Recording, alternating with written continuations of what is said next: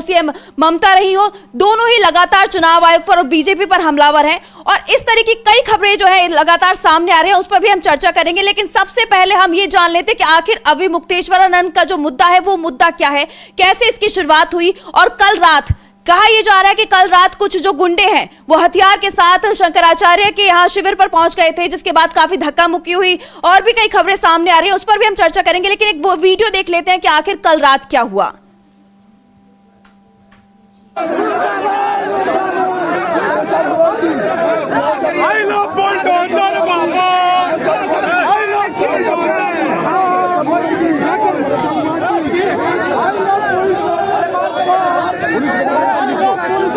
Police को बुलाओ, police को बुलाओ, पुलिस जल्दी लाइए, इनको बाहर करिए, बाहर करिए,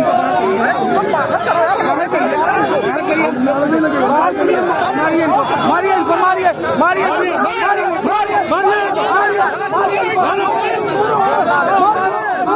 कोई ना मारो। तो आपने देखा कि किस तरीके से जो है शिविर में कुछ लोग घुसते हैं और अचानक ही वो आई लव बुलडोजर बाबा के नारे लगाने लगते हैं। किस तरीके का माहौल वहां देखा जा रहा है, इससे साफ हो गया है कि जिस तरीके की धमकियां जो है शंकराचार्य को मिल रही थी, कहीं ना कहीं वो सही साबित होती हुई दिखाई दे रही है। क्योंकि एक साथ इतने लोगों का शिविर पर जाना, धक्का मुक्की करना, आई लव बुलडोजर बाबा के नारे लगाना कई बड़े सवाल खड़े करता है योगी सरकार पर, केंद्र सरकार पर। तो आखिर ये मामला कहां से शुरू हुआ और कैसे शुरू हुआ, ये मामला पूरा है क्या, वो भी हम जान लेते हैं। राजीव जी क्या कहेंगे, क्या है पूरा मामला? मामला ये है आंचल की अविमुक्तेश्वरानंद स्नान के लिए जा रहे थे अपने पालकी में, अपने साथियों के साथ, जो उनके शागिर्द हैं उनके साथ, लेकिन वहाँ उनको रोका गया, कहा गया कि आप पैदल जाइए और यहाँ से शुरुआत हुई। ये मौनी अमावस्या के दिन की बात है और स्नान के लिए जा रहे थे। लेकिन उसके बाद जो स्थिति उत्पन्न होती है वो खराब होती है और उसके बाद ये कहते हैं कि नहीं, पालकी से चूंकि और लोग भी जाते हैं, शंकराचार्य हैं, जगत गुरु हैं, तो उनको जाना चाहिए, उस हिसाब से वो जा रहे थे। लेकिन परिस्थितियां यहाँ बदलती हुई नजर आई तब जबकि वहाँ के प्रशासन ने इनको रोका, कहा कि आप पैदल जाइए, स्नान करके आइए। ये वहीं धरने पे बैठ गए अविमुक्तेश्वरानंद। और ये 18 जनवरी की बात है। 18 जनवरी को जब ये धरने पे बैठते हैं, इनकी डिमांड ये थी कि प्रशासन हमसे माफ़ी मांगे और हमको ससम्मान स्नान करवा कर ले आए, बस वहाँ से मैं निकल आऊँगा। लेकिन प्रशासन की तरफ से इनके पास 2 नोटिस थमाई गई। ये पहला नोटिस जो है वो कि आप शंकराचार्य हैं ये साबित कीजिए, और दूसरा नोटिस जो है वो ये है कि क्यों ना आपको अब यहाँ बैन कर दिया जाए, यानी माघ मेले में आप आ ही नहीं पाएंगे संगम पे, और आपको यहाँ जो जगह दी गई है उसको क्यों ना बैन कर दिया जाए। तो ये 2 लड़ाई बहुत भयंकर हो गई और इसके बाद इसकी सियासी लड़ाई भी इसमें शुरू हो गई। और फिर जो आगे की कहानी वो देख रही हैं आप कि इन्होंने आरोप भी लगाया, इनके मीडिया सेल के जो प्रभारी हैं उनकी बाइट भी सुन लेते हैं, और वो जो बातें कह रहे हैं, यहाँ आई लव बुलडोजर बाबा के नारे लग रहे हैं, इन लोगों के हाथ में कुछ हथियार भी हैं, भगवा झंडे हैं देखिए, और इसके बाद ये साफ साफ जो जिस दिशा में जाता हुआ ये पूरा का पूरा मामला है वो दिखाई दे रहा है कि ये सियासी तौर पर बहुत गर्मा चुका है। राजस्थान में इसके विरोध में बुधवार नहीं बल्कि ये 27 तारीख को, 26 जनवरी के बाद 27 जनवरी को वहां पर पूरे प्रदेश में इस मसले पर आंदोलन होने जा रहा है। गौरक्षा उत्तराखंड में भी ऐसा ही कुछ देखने को मिला है कि उत्तराखंड में भी जो कांग्रेस है वो राज्यव्यापी जो है कर रही है विरोध प्रदर्शन, लगातार प्रदर्शन देखे जा रहे हैं। इस तरह की और भी कई खबरें हैं जो सामने आ रही है। और सिर्फ वही नहीं है, लगातार देखा जाए कि सपा है, सपा प्रमुख अखिलेश यादव लगातार इस चीज का विरोध कर रहे हैं कि आप ऐसे कैसे किसी को साबित करने के लिए बोल सकते हैं कि वो शंकराचार्य है या नहीं है। और कांग्रेस भी लगातार ये मुद्दा उठाई रही है। तो उससे ही साफ हो रहा है कि योगी सरकार पर कई बड़े सवाल खड़े हो रहे हैं कि आखिर उन्हें क्यों रोका गया, और अब जब प्रशासन पर सवाल खड़े हो रहे हैं तो वो चुप क्यों हैं। बिल्कुल आप सही कह रही हैं, लेकिन सबसे पहले यहाँ इनके मीडिया प्रभारी की बाइट सुनना जरूरी है। और अखिलेश यादव का आप जिक्र कर रही हैं तो इस पूरे मामले में कालनेमी का जिक्र भी आ रहा है। तो अखिलेश यादव कल कालनेमी पे पूछ रहे थे मीडिया के सवालों का जवाब देते हुए कि कालनेमी कौन है जरा बता दें। वो बाइट भी सुने, लेकिन उससे पहले जरा मीडिया प्रभारी की बाइट सुन लेते हैं कि कल शाम को हुआ क्या है, उस विषय में ये कह क्या रहे हैं। जी बिल्कुल, मीडिया प्रभारी ने आखिर क्या कहा है वो भी हम आपको सुनवाते हैं कि आखिर वो बोल क्या रहे हैं और किस मुद्दे पर वो बोल रहे हैं। मैं शैलेंद्र योगीराज सरकार, जगत गुरु शंकराचार्य स्वामी अविमुक्तेश्वरानंद सरस्वती जी महाराज का राष्ट्रीय मीडिया प्रभारी, आज शंकराचार्य जी के शिविर के सामने 5, 7, 8 की संख्या में असामाजिक तत्व डंडा लेकर के आए और शिविर पर हमला बोल दिया और नारे लगाने लगे, I love you bulldozer Baba, I love you bulldozer Baba करके इस तरीके से वहां पर आतंक किया। काफी देर तक लोग हंगामा करते रहे। इससे ये पता चलता है कि जगतगुरु शंकराचार्य जी की जान को खतरा है। मैं कहना चाहता हूं गृह मंत्रालय से, क्योंकि प्रदेश सरकार तो कुछ कर नहीं रही है, केंद्र के गृह मंत्रालय से मैं कहना चाहता हूं कि इस पर संज्ञान लें और जगतगुरु शंकराचार्य जी की सुरक्षा व्यवस्था बढ़ाई जाए, क्योंकि जगतगुरु शंकराचार्य जी को जान का खतरा है। तो आपने सुना कि किस तरीके से शंकराचार्य के मीडिया प्रभारी शैलेंद्र जो है वो ये बता रहे हैं कि कल कुछ लोग आए उनके शिविर पर और 5-7 वो लोग थे, लगातार वो आई लव बुलडोजर बाबा के नारे लगा रहे थे। यहां तक कि उन्होंने कहा कि शंकराचार्य की जान को खतरा है। ये बहुत बड़ा सवाल जो है वो यहाँ पर निकल कर आता है कि आखिर वो खतरा किससे है? क्या ये इन्हीं लोगों से है जो लगातार आई लव बुलडोजर बाबा के नारे लगा रहे हैं? ऐसे में सरकार पर भी कई सवाल खड़े होते हैं। अखिलेश यादव वो भी लगातार हमलावर दिखाई दे रहे हैं। अखिलेश यादव ने क्या कुछ कहा है इस मुद्दे पर, इस विवाद पर क्या उनका बयान है वो भी सुन लेते हैं कि आखिर क्या बोल रहे हैं अखिलेश यादव। काल नेमी को याद करने वाले बताएं कि कलयुग के काल नेमी कौन है। काल नेमी ही काल बनकर के इनके आएगा। काल नेमी को याद करने वाले बताएं कि कलयुग के काल नेमी कौन है। काल नेमी ही। तो सुना आपने कि किस तरीके से अखिलेश यादव ने कालनेमी का जिक्र किया है, लेकिन हालांकि उन्होंने अपने बयान में किसी का नाम तो नहीं ले, लेकिन इस बयान को योगी सरकार से जोड़कर देखा जा रहा है। तो एक्चुअली हुआ क्या है आंचल कि कालनेमी का जिक्र इन्होंने किया था योगी आदित्यनाथ ने कि कालनेमी बनने की कोशिश मत कीजिए। यानी कालनेमी ने जिस ढंग से साधु का भेष बदल के और रामायण का एक चरित्र है जिसमें रावण के पक्ष का और रावण के मौसेरे भाई लगते हैं कालनेमी, मारीच का बेटा, और ये बताया गया है। और यहाँ कालनेमी का जिक्र किया योगी आदित्यनाथ ने।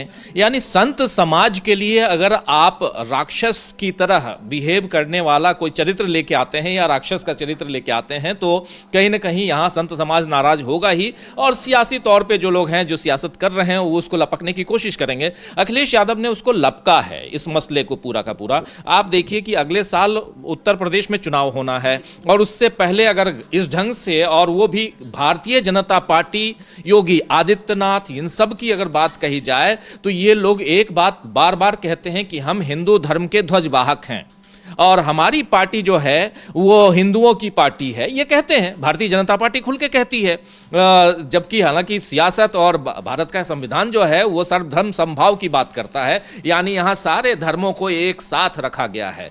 लेकिन फिर भी ये पार्टी, भारतीय जनता पार्टी जो है वो हिंदुओं की पार्टी कहलाती है, अपने आप को दावा भी उसी ढंग से पेश करती है। लेकिन जब हिंदू संत समाज के ऊपर कोई आक्रमण हो रहा है तो ये चुप क्यों हैं? और एक समाज जो है वो दूसरे समाज को हिंदुओं के बीच ही वो बांटने की कोशिश क्यों कर रहा है? सियासी तौर पर क्या अभी मुक्तेश्वरानंद जो हैं वो आपका विरोध नहीं कर सकते हैं? अगर वो विरोध कर रहे हैं तो उस विरोध को सहने की क्षमता भी होनी चाहिए, वो क्षमता यहाँ दिखाई नहीं दे रही है। इसलिए यहाँ योगी आदित्यनाथ का प्रशासन जो है वहाँ पर वो कहीं ना कहीं अभी मुक्तेश्वरानंद के खिलाफ नजर आता है। अभी मुक्तेश्वरानंद यहाँ पर साफ साफ कह रहे हैं कि आप आइए, मेरी मांग मानिए, ससम्मान मुझे स्नान करवाइए, उसके बाद मैं यहाँ से चला जाऊँगा। 7 दिन हो गए, आज 8वां दिन है, वो अनशन पे बैठे हुए हैं। और दूसरी तरफ अखिलेश यादव कालनेमी का जिक्र, क्योंकि उनसे पूछा गया कि कालनेमी का जिक्र आ रहा है तो उन्होंने कहा कि कालनेमी कौन है जरा ये भी बता दें। तो यहां पर अखिलेश यादव सीधे आरोप लगा रहे हैं, सीधा उनका जो हमला है, इशारा है, वो योगी आदित्यनाथ की तरफ है। लेकिन योगी आदित्यनाथ का प्रशासन यहां आगे क्या कुछ, क्योंकि ऐसी जो गुंडा जो दूसरे स्क्रीन में हम देख रहे हैं, ये जो गुंडागर्दी, इसको गुंडागर्दी कहेंगे। ये साफ साफ आप जा रहे हैं, भगवा झंडा लिए हुए जा रहे हैं। इससे आप बता रहे हैं कि आप कौन हैं। भगवा झंडा लेके जाने का मतलब है कि मैं हिंदू धर्म का ध्वजवाहक हूं। तो क्या हम लोग यहाँ हिंदू धर्म के नहीं हैं? सब हैं जो हिंदू हैं वो हिंदू हैं, जो मुसलमान है मुसलमान है, लेकिन यहाँ धर्म की बात नहीं होनी चाहिए। यहाँ पर साधु संत समाज के लोग वहाँ बैठे हुए अगर हैं और उनको कोई तकलीफ है तो वो सीधे प्रशासन उनसे बात करे। लेकिन प्रशासन नहीं, अगर ये कुछ गुंडे मवाली जाते हैं, कुछ हथियार लेके जाते हैं, मारपीट करने की कोशिश करते हैं। कल तो इन लोगों ने शंकराचार्य के तरफ से, अभी मुक्तेश्वरानंद की तरफ से ही वहाँ 10 से ज़्यादा कैमरे, हाई रेजोल्यूशन कैमरे लगा दिए गए ताकि उनको उनको कोई जान का खतरा है ये बता रहे हैं, और उस खतरे से बचा जाए, कम से कम इतना रहे कि वहां पर ये जो विजुअल्स देख रहे हैं हम, उधर आप देखिए वहां वो कैमरे दिख रहे हैं, ये जो कैमरे, ये बिल्कुल इस खंबे पे, तो वो जो कैमरे हैं वो कैमरे लगे हुए हैं ताकि ये दिखे, और इसीलिए ऐसे वीडियोस को, ऐसे विजुअल को उन्होंने जारी किया है, और उस कैमरे में भी हो ही रहा है। इनका कहना है स्वामी अभिमुक्तेश्वरानंद का, उनके मीडिया सेल के, उनके साथियों का, कि प्रशासन के लोग भी सिविल यूनिफॉर्म में कुछ जासूसों को भी भेजकर हम पर निगरानी रख रहे हैं, हमारी गतिविधियों पर निगरानी रख रहे हैं। तो ये बात, लेकिन सबसे ज्यादा यहाँ जो गंभीर बात है वो ये कि शंकराचार्य होने के प्रमाण आप दीजिए। ये जो था सवाल के साथ में जो नोटिस भेजा गया था, इस सवाल से काफी आहत हुआ है संत समाज, जबकि इनके साथ काफी संतों का, शंकराचार्यों का, 4 मुख्य रूप से शंकराचार्य हैं, चारों लगभग एकजुट हैं, एक मत हैं इस मसले पे, और यह दिखाई दे रहा है कि यह मामला अब यहां से और आगे बढ़ने वाला है। जैसा मैं बता रहा हूं कि 2027 में इलेक्शन है, और उससे पहले विपक्ष चाहेगा कि इस मुद्दे को अपनी तरफ लिया जाए। विपक्ष क्यों न चाहे वो कांग्रेस पार्टी हो, चाहे वो समाजवादी पार्टी हो, दोनों का गठबंधन वहां पे। और कल आपने सुना होगा एक बयान इनका भी आया था, मायावती का बयान भी आया था, उन्होंने भी कहा था कि संत समाज के साथ ये नहीं होना चाहिए जो हो रहा है, यानी उन्होंने भी विरोध जताया है। वो भी गंगा में हाथ धोना चाहती हैं, और सब धोएगा, क्यों नहीं, अगर धोना चाहिए। एक मामला है कि स्वामी अभिमुक्तेश्वरानंद सही हैं या गलत हैं, ये अलग मामला है, लेकिन दूसरा जो है वो सियासत है, और सियासी तौर पे सब इसको भुनाने की कोशिश करेंगे, और वो भुनाने की कोशिश चाहे मायावती हो, चाहे अखिलेश यादव हो, चाहे वहां अजय राय या राहुल गांधी हो। राहुल गांधी इस पर अभी तक कुछ नहीं बोले हैं,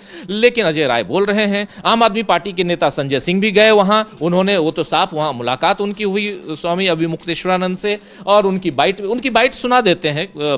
आप डिमांड कीजिए तो अपनी टीम खासकर संजय सिंह की बाइट जरूर सुनाएगी। लेकिन ये सारा जो सियासी तौर पे जो मैं कह रहा हूं, ये सियासी तौर पर एक अच्छे जाल को बुनने की कोशिश है, और इस जाल में भारतीय जनता पार्टी को फंसाने की कोशिश दिखाई दे रही है। बिल्कुल, कहीं ना कहीं बीजेपी फंसती हुई दिखाई भी दे रही है। लेकिन अगर हम इस मुद्दे की बात करें, जो भुनाने की कोशिश की जा रही है सपा की तरफ से, कांग्रेस की तरफ से, मायावती की तरफ से, तो ये कितना कामयाब होते हैं वो अपने इस मंसूबे में, वो देखने वाली बात होगी। लेकिन सवाल जो है वो लगातार योगी सरकार पर बने हुए हैं, बीजेपी पर बने हुए हैं कि आखिर वो शंकराचार्य का अपमान कैसे कर सकते हैं।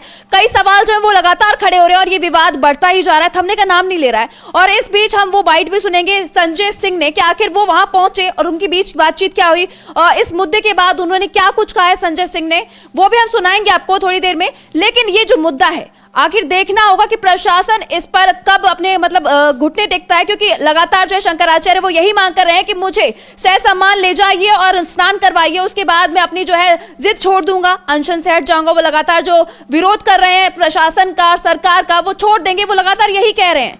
लेकिन प्रशासन इस मुद्दे में क्या कर रहा है, प्रशासन आगे क्या कदम बढ़ा रहा है, वो भी देखेंगे कि आखिर प्रशासन उनको सह सम्मान पूर्वक लेकर जाता है, स्नान करवाता है या नहीं करवाता, ये भी देखने वाली बात होगी।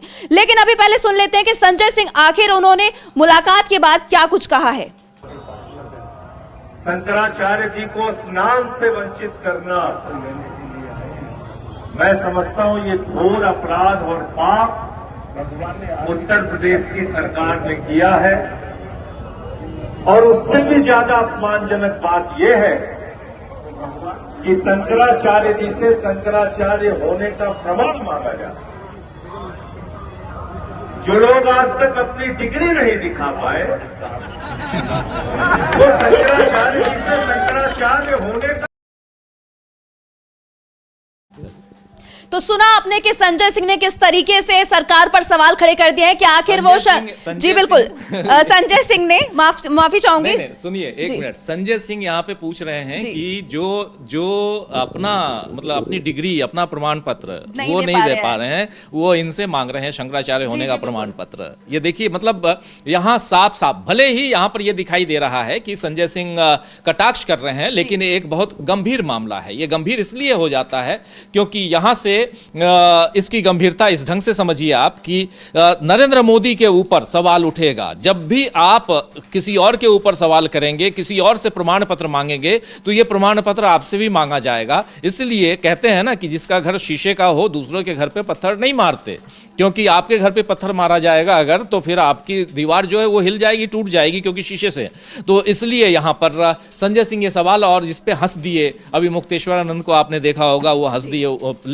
लेकिन है ये एक तरह से देखा जाए आज 8वां दिन है आंचल, और ये लगातार ये मामला धीरे धीरे ही सही, लेकिन ये मामला गंभीर होता जा रहा है। और जैसे ही ये मामला पहुंचेगा राजस्थान, जैसे ही ये मामला पहुंचेगा उधर उत्तराखंड, जहां दोनों जगहों पे जो विरोध प्रदर्शन होना है 26 तारीख के बाद, तो ये आप देखिए कि यहां आग लगेगी। आग से मतलब नहीं कि बिल्कुल वो ओरिजिनल आग की बात मैं कह रहा हूं, और न चाहता हूं कि वैसा कुछ हो, क्योंकि इस जगह पे संगम नगरी में हम लोगों ने देखा इसी साल, इस साल नहीं पिछले साल, जब महाकुंभ का समय था, आयोजन हुआ था, भगदड़ मची, आधिकारिक तौर पर 30 लोगों की जान चली गई। यह स्थिति उत्पन्न नहीं होनी चाहिए। जिस बारे में कह रहे हैं यहाँ स्वामी अभिमुक्तेश्वर आनंद की मुझे मारने की साजिश रची जा रही है, मेरी जान पर खतरा है, ये अगर कह रहे हैं तो इस बात को गंभीरता से लेने की जरूरत है आंचल। लेकिन देखते हैं कि यहाँ योगी आदित्यनाथ कितना लेते हैं। छोटा सा उदाहरण जो है राजीव जी वो देखने को भी मिला कि किस तरीके से 5-7 गुंडे जो है घुस जाते हैं शिविर के अंदर और लगातार नारेबाजी करते हैं, आई लव बुलडोजर बाबा कहते हैं। तो वो कहीं ना कहीं जो आरोप जो है लगाए जा रहे हैं शंकराचार्य की तरफ से, वो भी साबित होते हुए दिखाई दे रहे हैं कि किस तरीके से एकदम से ऐसे हथियारों के साथ शिविर में घुसना बहुत बड़े सवाल खड़े करता है योगी सरकार के ऊपर। लेकिन इसमें सवाल जो है वो बीजेपी को लेकर भी खड़े हो रहे हैं। महाराष्ट्र में जो अभी हाल ही में नगर निगम चुनाव हुए थे, अभी कुछ दिनों पहले ही 15 जनवरी को उसके चुनाव हुए और 16 जनवरी को नतीजे भी आ गए, लेकिन उस चीज को काफी वक्त बीत चुका है। लेकिन अभी भी मेयर पद जो है वो साफ नहीं हो पा रहा है कि आखिर मेयर कौन बनेगा।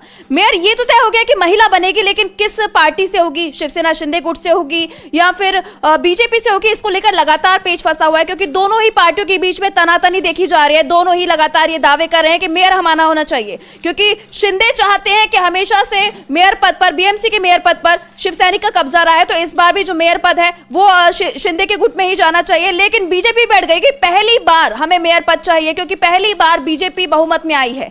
कहें तो बहुमत नहीं होगा, क्योंकि 89 पार्षद है और बहुमत के लिए 114 पार्षद चाहिए होते हैं, लेकिन उनके पास बहुमत तो नहीं है। लेकिन बीजेपी बहुत बड़ी पार्टी बनकर उभरी है इन चुनावों में, तो ऐसे में देखना होगा कि आखिर क्या बीजेपी शिंदे के बाद बना पाएगी, शिंदे को मना पाएगी इस चीज के लिए कि मेयर हम बना लें।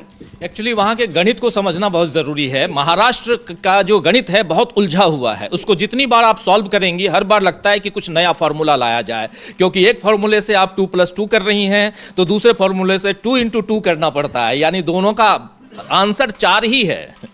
2+2 = 4, 2 × 2 = 4, लेकिन दोनों में 2 अलग अलग अंदाज लेके आना पड़ता है। एक में इंटू करना पड़ता है और दूसरे में यानी गुणा करना पड़ता है, पहले में जोड़ना पड़ रहा है। यही गणित वहां पे हम देख रहे हैं महाराष्ट्र में।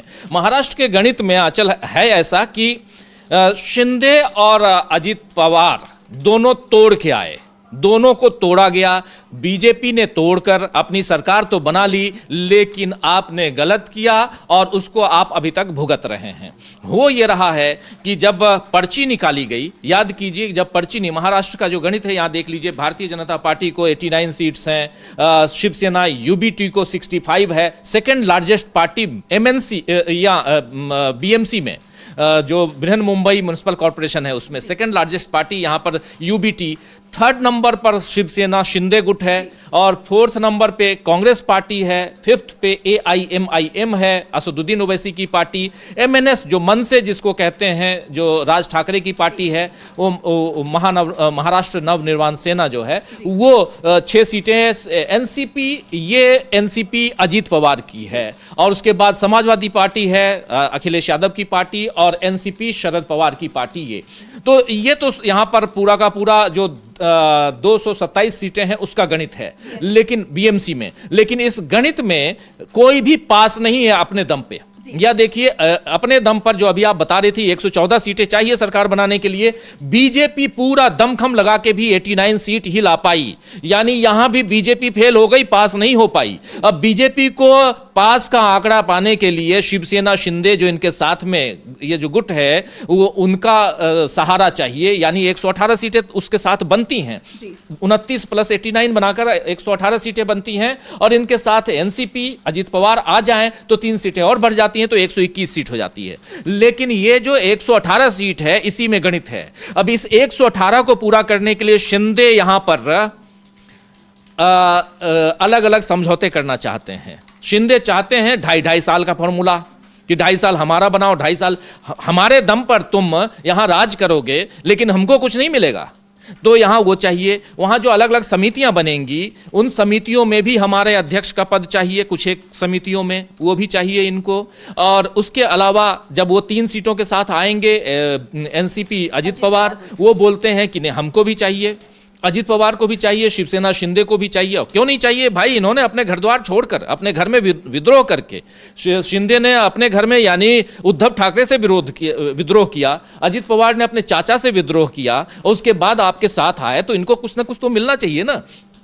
वो नहीं मिल रहा है। बीजेपी यहां लालच में है, खुद के इतना कमा लिए, उसके बाद भी आप धन कुबेर बन गए, आपके पास खजाना भरा हुआ है, लेकिन उसके बाद भी लालच कम नहीं है, क्योंकि उनको बृहन मुंबई चाहिए, बृहन मुंबई महानगर पालिका चाहिए, क्योंकि वहां आपको अपने दोस्तों को उनकी वहां की जो टुकड़ियां हैं जमीनों की और बाकी चीजों की, वो बांटनी है। और यहां यही गणित, और इस चीज को शिंदे समझ रहे हैं। बात लोगों को यह समझ में आए ना आए, लेकिन यह बात साफ साफ मैं कह रहा हूं कि शिंदे यहां अपना समझौता जो है उस हिसाब से करना चाहते हैं कि अगले जो 29 में से जो इनके पास 23 ऐसी नगर पालिकाएं हैं, 23 नगर पालिकाएं जहां सरकार बन सकती हैं, उसमें भी अपना नगर पालिकाओं में अपना वर्चस्व चाहते हैं शिंदे। पहली बात ये। दूसरी बात यहां पे ये आ रही है कि जब लॉटरी निकल गई, तो लॉटरी के बाद होता यह है कि अब आपको पंजीकरण यानी रजिस्ट्रेशन करवाना पड़ता है आपके पार्षदों का। रजिस्ट्रेशन में भी एक गेम है। गेम ये है कि एक बंच ऑफ पार्षद जितने भी हैं आपके कॉर्पोरेटर्स, उनको एक साथ उनकी रजिस्ट्री होती है कि हमारा ये ग्रुप है। ये 89 ग्रुप बीजेपी का और शिवसेना के 29 यानी 118 के 118 ग्रुप जो हैं वो हमारे साथ हैं कि नहीं हैं, ये तब पता चलेगा जब साथ में रजिस्ट्रेशन होगा। लेकिन ये साथ में रजिस्ट्रेशन नहीं करवा रहे हैं, और अभी तक रजिस्ट्रेशन बाकी है। कल तक ये थे साहब, वहां के मुख्यमंत्री देवेंद्र फडणवीस दावोस गए हुए थे वर्ल्ड ट्रेड ऑर्गेनाइजेशन की बैठक में। वो दावोस से आज लौट आए हैं। अब इन लोगों की 3 घंटे अभी सुनने में आया है कि बैठक होने वाली है, और उस बैठक के बाद बैठक शुरू भी हो गई हो, लेकिन उसके बाद यानी शिवसेना शिंदे जो हैं वो शिंदे गुट और प्लस यहाँ देवेंद्र फडणवीस दोनों की बैठक होगी। उस बैठक के बाद कोई निर्णय लिया जा सकेगा कि ये साथ में रहेंगे कि नहीं रहेंगे। यानी अभी भी यहां पर पेंच फंसा हुआ है, पहली बात। दूसरी बात, ये तय मानिए कि अब ये फरवरी से पहले कुछ नहीं होने वाला। ये खबर चारों तरफ चल भी रही है, आप भी बोल रही थी कि फरवरी से पहले वहां मेयर नहीं मिलने वाला है। और अगर मेयर फरवरी से पहले नहीं मिलता है तो अभी आप बता रही थी कि 15 को चुनाव हुआ, 15 जनवरी को, 16 जनवरी को रिजल्ट आया, और आज 25 जनवरी है, यानी ऑलरेडी 10वां दिन है, आज 10 दिन हो गए। और उसके बाद अभी और कितने 10 दिन लगेंगे, इसका इंतजार करना होगा।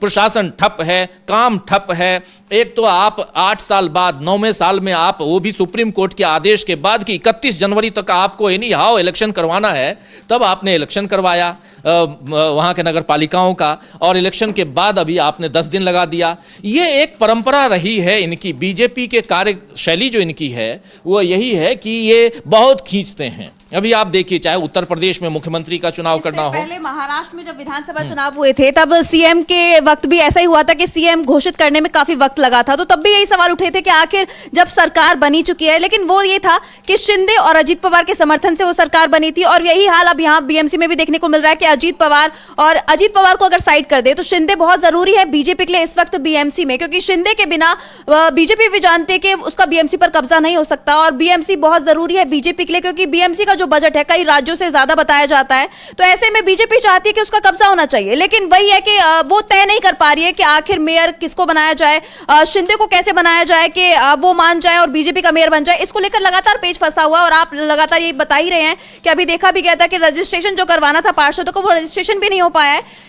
लेकिन अगर दूसरी तरफ उद्धव गुट की बात करें तो उद्धव गुट ने और मनसे ने, दोनों के नेताओं ने, मतलब पार्षदों ने मिलकर रजिस्ट्रेशन कर दिया है। लेकिन यहां पर बीजेपी की बात करें, महायुति खेमे की बात करें तो बीजेपी और शिंदे के बीच में लगातार मेयर को लेकर पेच फंसा हुआ ही दिखाई दे रहा है। और अब ऐसे में जिस तरीके से देरी होती जा रही है मेयर चुनाव में, कहा यह भी जा रहा है कि जितनी देरी होगी वो उतना बीजेपी के लिए अच्छा होगा, क्योंकि बीजेपी कुछ बड़ा सोच सकती है, कुछ बड़ा खेल कर सकती है शिंदे के साथ, क्योंकि जितना वक्त बीजेपी को मिलेगा उतना वो सोचने में दिमाग लगा पाएगी। तो आपको क्या लगता है ऐसे आगे क्या होने वाला है?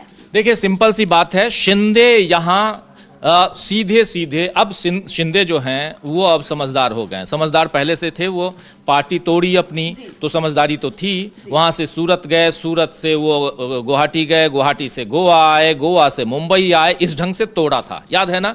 मुंबई से निकल के अपने विधायकों के साथ वो सूरत पहुंचते हैं, सूरत से फिर वो गुवाहाटी पहुंचते हैं, गुवाहाटी से फिर वहां सब कुछ हो जाता है। यहाँ उद्धव ठाकरे और उनके कुनबे में हाहाकार मचा हुआ होता है। लेकिन उसके बाद यानी शिंदे पार्टी तोड़ने वालों में से हैं। इस बात को बीजेपी को समझना होगा कि जिन लोगों में आपने आग लगाकर जिन पार्टियों को तोड़ा है वो कल आपके साथ कुछ ना करें। आप पैसे वाले हो, आप सत्ता पर काबिज हो, देश में आप काबिज हो, कई राज्यों में आप काबिज हैं, तो आप दबाव बना सकते हैं, ईडी सीबीआई का प्रेशर दिखा सकते हैं। लेकिन उनकी जो ऑलरेडी जो एक प्रकृति हो गई है, जो नेचर हो गया है लड़ने का, झगड़ने का, जो अपनी पार्टी से लड़ झगड़ के बाहर निकला वो कल आपसे भी लड़ेगा और वो लड़ाई अभी होगी। महाराष्ट्र की सियासत 5 साल में, अभी ये मैं आज कह दे रहा हूं, ये भविष्यवाणी नहीं, एक पत्रकार होने के नाते कह रहा हूं, ये 5 साल ये सरकार इस ढंग से नहीं चलने वाली। मैं विधानसभा की बात कर रहा हूं, वहां की विधानसभा जिस ढंग से है, यहां की सत्ता में आप देखेंगी, सत्ता परिवर्तन भले हो ना हो, लेकिन एक आएगा दूसरा जाएगा, यह भी हो सकता है। बीजेपी के पास भरपूर सीटें हैं, बीजेपी की सत्ता नहीं जाएगी महाराष्ट्र में। मैं महाराष्ट्र विधानसभा की फिर कह रहा हूं, रिपीट कर रहा हूं, उसकी बात कर रहा हूं, बीएमसी की बात नहीं कर रहा।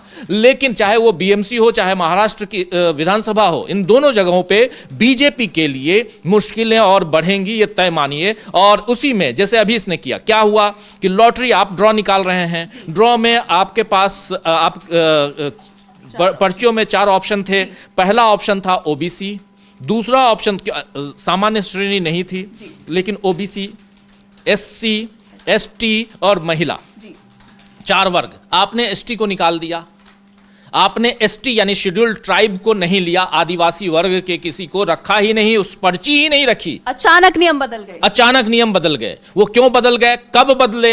आपने बैकडेट से सारे नियम बना दिए, सब बदल दिए। चलो कुछ लोगों को पता हो भी हो और न भी हो, लेकिन वो क्यों ऐसा हुआ? इसलिए क्योंकि आपके पास एसटी वर्ग से कोई भी नहीं है, कोई पार्षद चुन के नहीं आया है। एसटी वर्ग से यानी शेड्यूल्ड ट्राइब वर्ग से एक और सिर्फ एक पार्टी है, शिवसेना उद्धव गुट, जिसके पास 2 पार्षद हैं और इन 2 पार्षदों का नाम भी निकल सकता था, लेकिन नहीं निकला। हम लोग कई वीडियोस पे बनाए हैं, कई खबरें हम लोगों ने प्रसारित की हैं। तो इसलिए यहां पर यह समझना जरूरी है कि आप खेल करने में माहिर हैं। भारतीय जनता पार्टी खेल करती है।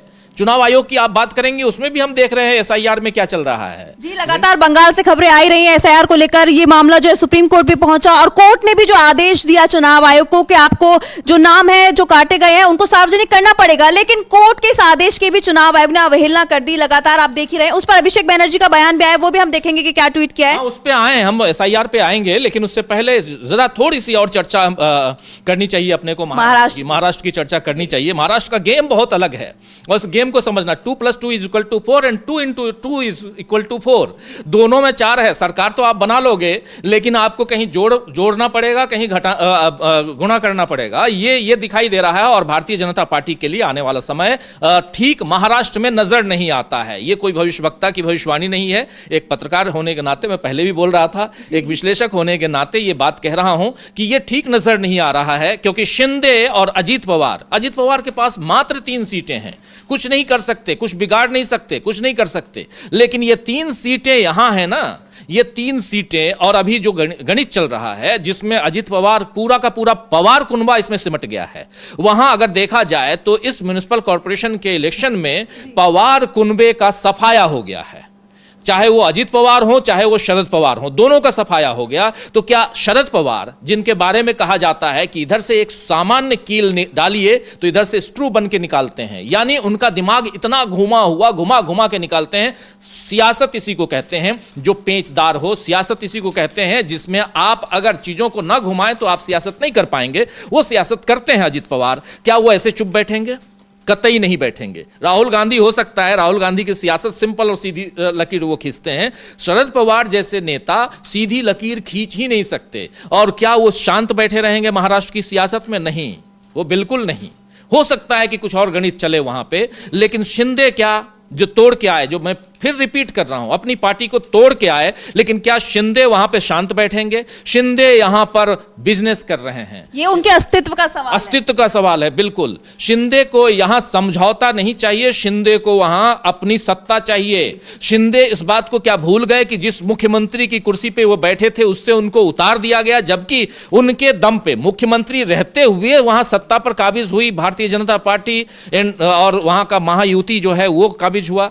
लेकिन महायुति जब आप सत्ता पाए, पूर्ण रूप से बहुमत के साथ आप आए, तो जो मुख्यमंत्री था उसको उतार के दूसरा मुख्यमंत्री वहां बैठ गया, यानी फडणवीस साहब बैठ गए, देवेंद्र फडणवीस। ये सारी चीजें जो हैं सियासत में कहीं ना कहीं आने वाले समय में उसके लिए कुछ लोग जो हैं, कुछ गोटियां, सियासी गोटियां पहले से रखते हैं कि ये दांव आज नहीं कल चलेंगे हम, और उसके लिए उसका इंतजार होता है। एक उदाहरण देना चाहता हूं आंचल। उदाहरण ये कि जब चुनाव का वक्त आता है तो देखिए कि कुछ कुछ ऐसे वीडियोज, कुछ ऐसे फोटोग्राफ्स, कुछ ऐसे कुछ लोगों के टेलीफोन कॉल्स ये सब जारी किए जाते हैं चुनाव से पहले। क्यों किए जाते हैं? इसलिए कि इसका प्रभाव हो लोगों के बीच, वोटर्स के बीच, इसके बारे में जाना जाए, किसी को एक्सपोज किया जाए, ये सारी चीजें की जाती हैं। तो यहां शिंदे जो कभी इधर थे उधर चले गए। याद कीजिए संजय राउत ने कहा था कि जो यहां से वहां गया है वो वहां से यहां भी आ सकता है। इसीलिए कहा था कि अंदर खाने चल रहा है। इस बीच उद्धव गुट के एक नेता का भी बयान आया है, वो लगातार यही कह रहे हैं कि अगर आप असली शिव सैनिक हैं तो आप उद्धव का समर्थन करिए। शिंदे से कहा, ये अपील की है। और अब देखना भी होगा, दिलचस्प होगा ये कि क्या वाकई में शिंदे शिव सैनिक के नाम पर समर्थन करते हैं उद्धव गुट का, क्योंकि बीजेपी में तो लगता नहीं कि शिव सैनिक जो मेयर बन पाएगा। बिल्कुल, देखिए बाला साहब ठाकरे का जन्मशती वर्ष है ये, और 23 तारीख को जन्मदिन था उनका। शिंदे चाहते हैं कि बाला साहब के नाम पे उनको सत्ता मिल जाए, और वो अपने आप को साबित करना चाहते हैं कि बाला साहब की पार्टी का ओरिजिनल वारिस मैं ही हूँ।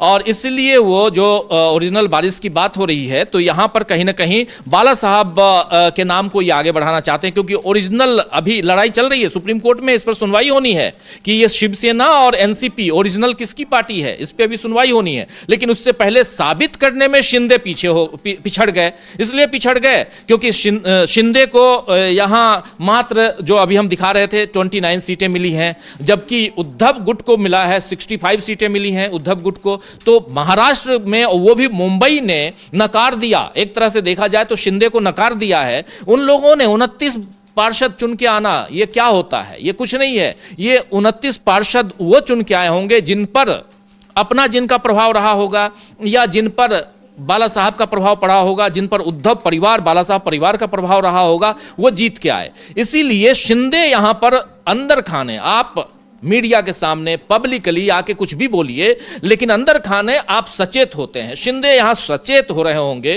कि नहीं, यहां हो सकता है कि कल को पूर्ण रूप से नकार दिया जाऊं, जो 29 सीटें हैं पूर्ण रूप से नकार दिया जाऊं। इसलिए यहां पर अब उनका, जो अभी आप कह रही थी, अब उनका ये सोचना भी लाजिमी है कि वो वहां से यहां से वहां जा सकते हैं तो वहां से यहां भी आ सकते हैं। अंदर खाने बहुत कुछ चल रहा है अभी महाराष्ट्र में, ये बता दो, बहुत कुछ चल रहा है, लेकिन सबकी जड़ में चुनाव आयोग है, चुनाव SIR है, और SIR को लेकर बहुत धांधलियां, बहुत सारी बातें चल रही हैं। अभी आप SIR को लेकर अभी जिक्र कर भी रही थी, मैं बोला थोड़ी सी बात कर लेते हैं। SIR में अभी आपने जिक्र किया पश्चिम बंगाल का, और उसमें भी अभिषेक बनर्जी 3 बार के सांसद हैं, ममता बनर्जी के भतीजे हैं, ममता बनर्जी के बाद नंबर 2 पोजीशन अपनी पार्टी में रखते हैं, पैदल यात्रा कर रहे थे अभी, और उन्होंने कल एक शानदार ट्वीट किया। और ये ट्वीट क्यों किया, उससे पहले की कहानी आप बता सकती हैं कि सुप्रीम कोर्ट ने क्या कुछ कहा था और उसके बाद अब क्या कुछ हो रहा है, चुनाव आयोग कैसे वहां घिरा हुआ है, फंसा हुआ है। जी बिल्कुल, लगातार जो है एसआईआर पर सवाल उठ रहे हैं, लगातार जो नाम काटे जा रहे हैं एसआईआर में, उसको लेकर भी सवाल बने हुए हैं। इस बीच जो है सुप्रीम कोर्ट ने ही कहा था कि जो भी नाम काटे गए हैं वो सार्वजनिक किए जाएं, जिसको लेकर सुप्रीम कोर्ट ने आदेश तो दे दिया, लेकिन कोर्ट के इस आदेश की जो है चुनाव आयोग ने अवहेलना की थी, जिसको लेकर अब अभिषेक बनर्जी ने ट्वीट किया है कि आखिर सुप्रीम कोर्ट के आदेश की ऐसे अनदेखी कैसे की जा सकती है। उस ट्वीट को भी हम दिखाएंगे कि आखिर अभिषेक बनर्जी ने कहा क्या है। अभिषेक बनर्जी ने कहा कि सुप्रीम कोर्ट के स्पष्ट आदेश और स्वयं के औपचारिक संचार के बावजूद ईसीआई ने तार्किक विसंगतियों की सूची जारी और प्रकाशित करने में विफल रहा है, जिसे उसे 24 जनवरी तक और नगर निगम वार्डों में प्रकाशित करना अनिवार्य था। यानी साफ साफ उन्होंने कह दिया कि 24 जनवरी का जब आदेश दिया गया था तो उस आदेश की, कोर्ट के उस आदेश की अवहेलना की गई है। वही सॉफ्टवेयर, उन्होंने आगे कहा कि वही सॉफ्टवेयर जिसने कथित तौर पर 7 करोड़ से ज्यादा जनगणना प्रपत्रों का आकलन और विश्लेषण किया और 16 दिसंबर को मसौदा सूची प्रकाशित होने के तुरंत बाद 1 घंटे के अंदर चमत्कारिक रूप से तार्किक विसंगतियों का पता लगाया, अब अपनी तर्क शक्ति, गति, विश्वसनीयता और भरोसे का खोता हुआ प्रतीत होता है। यानी कि उन्होंने सवाल खड़े कर दिया। अभिषेक बनर्जी ने साफ साफ हमला बोला है और उन्होंने आगे ये कहा है कि इसलिए 3 स्पष्ट प्रश्न अनुत्तरित रह जाते हैं। आखिर ईसीआई क्या छिपाने की कोशिश कर रहा है?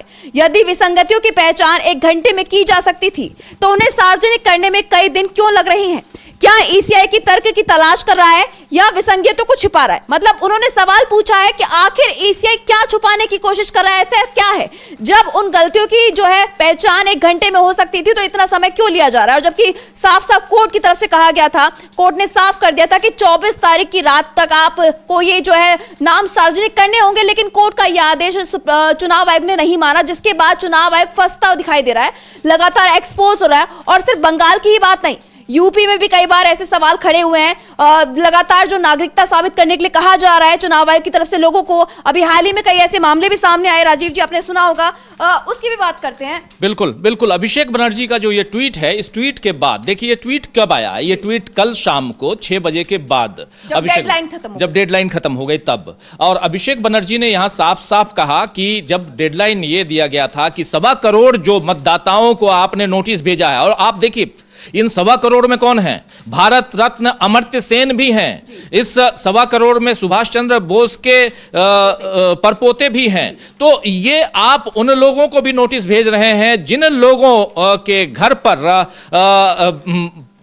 आपको जाने की भी जरूरत नहीं है, जो यहाँ के मूलतः यहाँ के नागरिक हैं, उन लोगों को आप उस सूची में, उस लिस्ट में रख रहे हैं जहां कहीं ना कहीं इन लोगों के ऊपर आप एक तरह से कल को आरोप लगाएंगे कि ये हिंदुस्तान के हैं ही नहीं, भारत के हैं ही नहीं, जबकि ऐसा लगता है कि उन्हें किसी पहचान की जरूरत नहीं है। पहचान की कोई जरूरत नहीं है उनको। भारत रत्न अमर्त्य सेन को पहचान की जरूरत है, पूरी दुनिया जानती है, और वो भारत के हैं ये, और बंगाल के हैं ये, कौन नहीं जानता। लेकिन उसके बाद भी अगर नोबेल पुरस्कार मिला हुआ है अमर्त्य सेन को, और तो लेकिन इसके बाद भी अगर ऐसे लोगों को आप नोटिस जारी कर रहे हैं, नोटिस सार्वजनिक नहीं कर रहे हैं, 1.25 करोड़ कौन कौन से लोग हैं? सुप्रीम कोर्ट ने साफ साफ आदेश दिया था कि 24 तारीख की शाम तक आप इसको जारी कीजिए।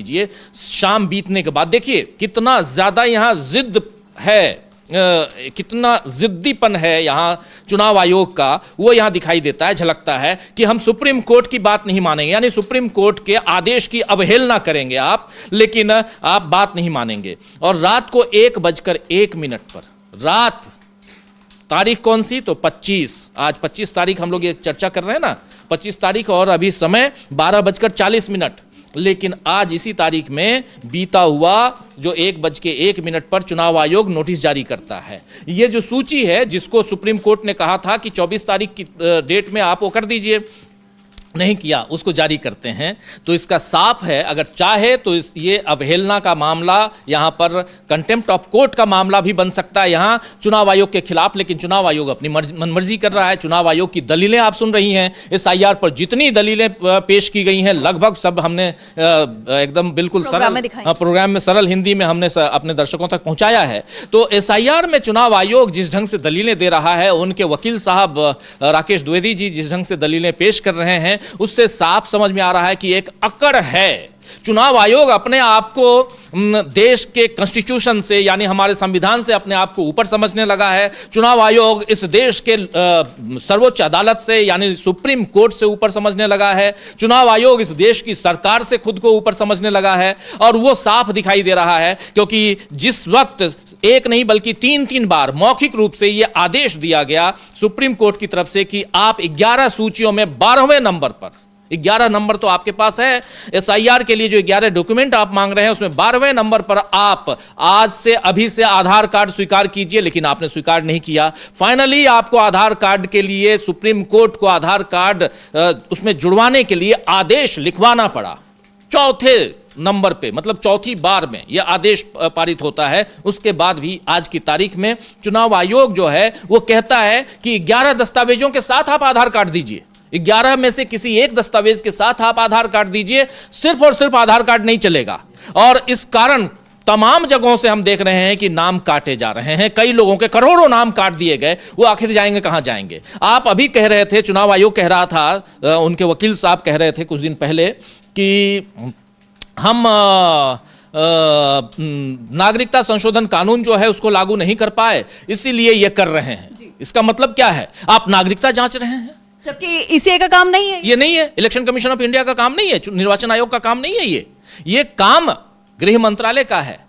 अच्छा, उसके बाद आप अभी 1 अप्रैल से जनगणना करवाएंगे देश में, जो आपको 2021 में करवाना था, अब 2026 1 अप्रैल से शुरू कर रहे हैं। उसमें आपने 33 क्वेश्चन जो बनाए राहुल गांधी के दबाव के बाद जो लगातार मुद्दा उठाया नहीं, लेकिन उसमें भी आप उसमें जाति नहीं पूछ रहे हैं। जातिगत जनगणना, जाति आधारित जनगणना था। अखिलेश यादव ने कहा है कि उसमें जाति की उस सूची में 31 सूची जो है उसमें जाति का नाम ही नहीं है कि किस जाति से आप हैं। तो आप जाति नहीं पूछ रहे हैं। क्यों डर रहे हैं आप कि पता लग जाएगा कि किस जाति के कितने लोग हैं? यह पता लग जाएगा। बात तो यही है, इसके अलावा और कुछ दिखाई नहीं देता। लेकिन चलिए, वो जनगणना पे और भी आने वाले समय में और भी बात करेंगे। एसआईआर की बात हम कर रहे हैं और उस पर अखिलेश यादव की एक बाइट कल प्रेस कॉन्फ्रेंस उन्होंने की थी, वो बाइट अगर सुनवा पाई तो आप सुनवाइए जरूर। जी बिल्कुल, अखिलेश यादव ने क्या कुछ कहा एसआईआर पर, वो भी सुन लेते हैं। एसआईआर लगातार और एसआईआर से जुड़ी हुई खबरें लगातार हम लोगों को सुनने को मिल रही हैं। एसआईआर का जो मूल मकसद था और जो हम लोगों ने पहले दिन जब अनाउंस हुआ है एसआईआर, जो प्रेस कॉन्फ्रेंस की गई, वो यही कहा गया था कि एसआईआर के बाद वोटर लिस्ट में कोई भी कमी नहीं छूटेगी। 4 नवंबर 2025 को एसआईआर की घोषणा के समय मतदाता सूची को शुद्ध समावेशी बनाने की बात कही गई थी। और इधर हम लोगों को देखने को मिला कि जो टर्म्स यूज कर रहा था इलेक्शन कमीशन के, मैपिंग या टेक्नोलॉजी का सहारा लेकर के वो वोटर लिस्ट को एकदम ठीक बनाएंगे और कोई भी वोटर छूटेगा नहीं।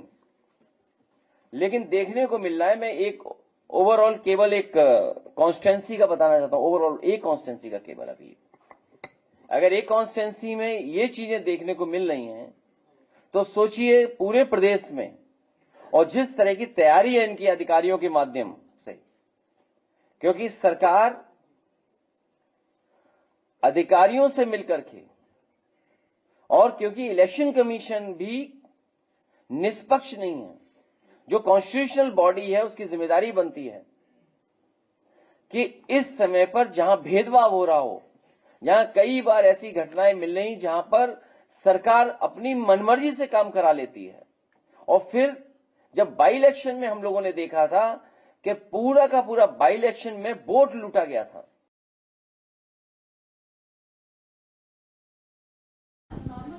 तो सुना आपने कि किस तरीके से अखिलेश यादव ने चुनाव आयोग की निष्पक्षता पर सवाल खड़े किए हैं कि चुनाव आयोग जो है वो निष्पक्ष नहीं है, सरकार अपनी मनमर्जी के जरिए काम करवा रही है। और ये कोई पहली बार नहीं है, चुनाव आयोग को लगातार कठपुतली बताया जा रहा है, लगातार कहा जा रहा है कि बीजेपी जैसे चाहे वैसे मर्जी चुनाव आयोग को अपनी कठपुतली की तरह नचाती है, अपने इशारों पर नचाती है। ये आरोप चुनाव आयोग पर लगातार उठते रहे, चाहे वो विधानसभा चुनावों की बात की जाए, चाहे वो अभी हाल ही में हुए महाराष्ट्र में नगर निगम चुनाव की बात की जाए, चाहे वो उससे पहले बिहार में जो चुनाव हुए थे। थे विधानसभा चुनाव, उसको लेकर भी लगातार यही किया गया था, यही कहा गया था कि चुनाव आयोग जो है वो निष्पक्ष नहीं है। और अब अखिलेश यादव ने भी यही बात कही है। और इस बीच जो है तेजस्वी यादव की भी बाइट आई है। तेजस्वी यादव ने भी एसआईआर को लेकर सरकार पर हमला बोला है, चुनाव आयोग की निष्पक्षता पर सवाल खड़े किए हैं। क्या कुछ कहा है तेजस्वी यादव ने, सुन लेते हैं। सब लोग मजबूत हैं, हम लोग कमजोर नहीं, हमारा समय कमजोर है। समय आएगा जब बिहार में गरीब राज करेगा। तो आप सब लोगों का इस अवसर पर आने के लिए आप लोगों का दिल से धन्यवाद देते हैं। कर्पूरी तो सुना आपने कि किस तरीके से तेजस्वी यादव ने चुनाव आयोग पर हमला बोला है, एसआईआर का मुद्दा उठाया है। क्योंकि अभी हाल ही में हमने देखा था कि किस तरीके से नवंबर में चुनाव हुए थे बिहार में, और बिहार के जो चुनाव के नतीजे आए थे उस पर भी लगातार कई सवाल खड़े हुए थे। क्योंकि किसी ने भी कल्पना नहीं की थी कि चुनाव के जो नतीजे आए हैं वो इस तरीके के रहने वाले हैं। बीजेपी सबसे बड़ी पार्टी बनकर उभरी थी, और जो वहां की मुख्य पार्टी कहे, चाहे जेडीयू हो चाहे वो आरजेडी हो, वो काफी पीछे रह गई थी बीजेपी से, जिसको लेकर लगातार सवाल उठते रहे। सरकार घिरती दिखाई दी, लेकिन जो है चुनाव आयोग पर भी सवाल उठे, लेकिन चुनाव आयोग की तरफ से इसका कोई जवाब नहीं आया, जबकि बीजेपी उसका बचाव करती हुई दिखाई दी। तो राजीव जी, जैसा कि लगातार देखने को मिलता रहा है, सवाल जो पूछा जाता है चुनाव आयोग से, लेकिन बीजेपी जवाब देती है, जिसको लेकर बीजेपी खुद भी घिर जाती है। बिल्कुल बिल्कुल आप सही कह रही हैं। जब भी चुनाव आयोग से सवाल होता है, बीजेपी के प्रवक्ता सामने आ जाते हैं। बिल्कुल सही कह रही हैं आप, और एक ढाल बन के कि नहीं मुझे बचाना है। और इससे साफ समझ में आता है, अगर आप किसी को बचाने की कोशिश कर रही हैं तो कुछ ना कुछ उसके प्रति एक सॉफ्ट कॉर्नर तो है, तभी तो आप बचाने की कोशिश कर रही हैं। तो वो जो ढाल है वो दिखाई देता है यहां पर बीजेपी का इलेक्शन कमीशन की तरफ से। और वो इलेक्शन कमीशन यहां पर अपनी मनमानियां करता जा रहा है, बीजेपी बचाने की कोशिश करती जा रही है। और उसके बाद बीजेपी का देखिए, वो हमला करते हैं बीजेपी के लोग राहुल गांधी पे, वो हमला करते हैं अखिलेश यादव पे, वो हमला करते हैं इधर तेजस्वी यादव पे। और तेजस्वी यादव का बयान इसमें आपने सुना शुरुआत में, कर्पूरी ठाकुर की जयंती पे कल इनका भाषण था, लेकिन इन्होंने साफ साफ कहा है तेजस्वी यादव ने कि हम कमजोर भले अभी हैं, लेकिन हम मजबूती के साथ कमबैक भी कर सकते हैं। और ये मजबूती के साथ कमबैक करने का मतलब है साफ साफ कि अखिलेश यादव तेजस्वी यादव कहीं ना कहीं यहां पर अपने लोगों में वो जोश भरने की कोशिश कर रहे हैं। तेजस्वी यादव यहां पर साफ साफ ये कह रहे हैं कि सब एक हो जाओ, एकजुट हो जाओ। लेकिन चुनाव आयोग से फाइट करने के लिए आप देख लीजिए कि आने वाले समय में, क्योंकि राहुल गांधी ने एक नहीं बल्कि 3 उदाहरण दे दिए, एक्सपोज किया उन्होंने, एटम बम और हाइड्रोजन बम तक वो लेके आए, जिसमें उन्होंने हरियाणा को एक्सपोज किया, हरियाणा के चुनाव को। वहां ब्राजील की जो महिला मॉडल थी उनकी 22 जगह फोटो लगी हुई, वो भी वो लेके आए। यहां तक कि वो तस्वीरें दिखाई गई संसद के अंदर भी, जब वो चुनाव सुधार पे वहां चल रहा था, बहस चल रही थी। तो एक तो ये, और दूसरी तरफ अखिलेश यादव लगातार कह रहे हैं, तीसरी तरफ तेजस्वी यादव कह रहे हैं, ये जो तिकड़ी है। और चौथी तरफ उधर ममता बनर्जी पश्चिम बंगाल से, अभिषेक बनर्जी, आप देखिए ये सारे युवा नेता हैं। और सब उधर स्टालिन, सबका दबाव दिखाई दे रहा है चुनाव आयोग के ऊपर। बीजेपी के ऊपर क्या दबाव होगा? बीजेपी अपने कठपुतली को वहां बैठा चुकी है। बीजेपी को वहां चाहिए कि किसी तरह उसकी कठपुतली वहां पर अपने कर्तव्य जो डांस है वो दिखाते रहे और ये अपना मजा लूटते रहे। लेकिन यहां अब जब जैसे जैसे आप एक्सपोज हो रहे हैं, सब कुछ कर लिया ना महाराष्ट्र में, सब कर लिए, फिर भी 89 पे सिमट गए आप। बीएमसी में 89 से ज्यादा नहीं लेके आ पाए। तो वही स्थिति यहां दिखाई देती है कि आप कर लीजिए, एसआईआर में आपने कह दिया, आपने सुप्रीम कोर्ट की अवहेलना की, अवमानना की, कई बार उनके आदेशों की अवहेलना की आपने, लेकिन आप हर बार नहीं कर सकते। आज न कल सुप्रीम कोर्ट को भी अपनी, और एक ये कोई हो सकता है कि जज भी इंसान हैं, उन पे भी उनकी विचारधारा हावी होती होगी, उस विचारधारा के हिसाब से वो इलेक्शन कमीशन का आज हो सकता है मदद कर दे उनकी, लेकिन कल को कोई और आ जाएगा जो मदद नहीं करेगा, जो नियम और कानून देखेगा, तथ्यों के आधार पर वहां फैसला देगा, फिर गड़बड़ हो जाएगा, फिर आप कहां जाएंगे। तो इसलिए कहते हैं ना कि देर है अंधेर नहीं, ये जो है देर है, और कल को यानी हर रात के बाद सुबह, तो वो सुबह का इंतजार कर रहे हैं। और यही बात यहां कह रहे थे अखिलेश यादव, तेजस्वी यादव भी, कि हम कमजोर पड़े, आज कमजोर हैं, लेकिन हम मजबूती के साथ फाइट बैक कर सकते हैं। बिहार के चुनाव को आपने कवर किया था, 3,500 से ज्यादा किलोमीटर की आपने यात्रा की। आपने देखा आंचल कि वहां पर वो लहर नहीं थी जो लहर यहां 89 सीट लेके, वही 89 यहां भी, 89 वहां भी है, बीजेपी वहां भी 89 लेके आई है और जेडीयू 85 लेके आई है। तो वो 89 सीट्स जो वहां बीजेपी लेके आई, आपको दिखा क्या कि कहीं 89 और जेडीयू के पक्ष में 85 सीटें दिखाई देती थी? कहीं नहीं दिखाई दी, नहीं दिखाई दी। लेकिन उतनी सीटें कैसे आ गई? उसको लेकर तो लगातार सवाल खड़े हो ही रहे। विपक्ष कह ही रहा है कि ये जरूर चुनाव आयोग ने मदद की है। लगातार नगर निगम चुनाव जो है महाराष्ट्र में, उसमें भी यही कहा गया कि जो चुनाव आयोग है वही बीजेपी की मदद कर रहा है, और उसी का नतीजा है कि जो नतीजे अब आए हैं चुनावों के वो बीजेपी के पक्ष में गए हैं। बिल्कुल।